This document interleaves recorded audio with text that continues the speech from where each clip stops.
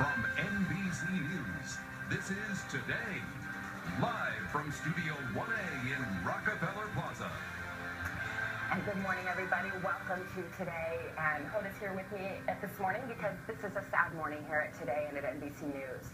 Just moments ago, NBC News Chairman Andy Lauer sent the following note to our organization.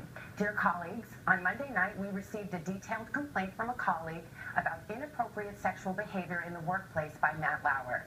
It represented, after serious review, a clear violation of our company's standards. As a result, we have decided to terminate his employment. While it is the first complaint about his behavior in the over 20 years he has been at NBC News, we were also presented with reason to believe this may not have been an isolated incident. Our highest priority is to create a workplace environment where everyone feels safe and protected, and to ensure that any actions that run counter to our core values are met with consequences, no matter who the offender. We are deeply saddened by this turn of events, but we will face it together as a news organization and do it in as transparent a manner as we can. That is the statement from our chairman, Andy Lauer, and we just learned this moments ago, just this morning. As I'm sure you can imagine, we are devastated, and we are still processing all of this.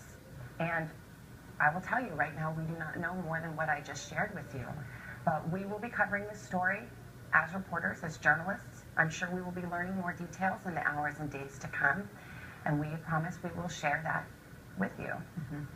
And Hoda, I mean, you know, for the moment, all we can say is that we are heartbroken.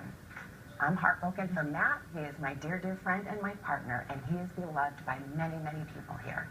And I'm heartbroken for the brave colleague who came forward to tell her story, and any other women who have their own stories to tell. And we are grappling with a dilemma that so many people have faced these past few weeks. How do you reconcile your love for someone with the revelation that they have behaved badly?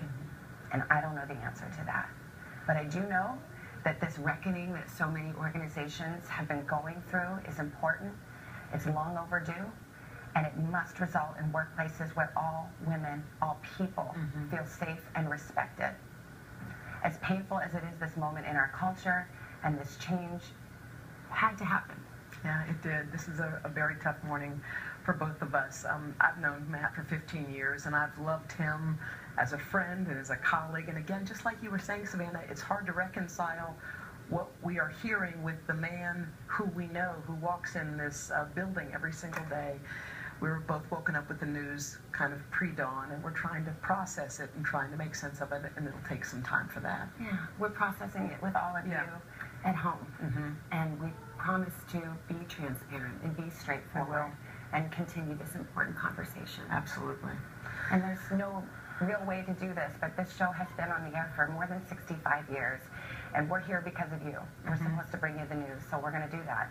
We're going to keep doing it together, all of us and the crew and people that love this show.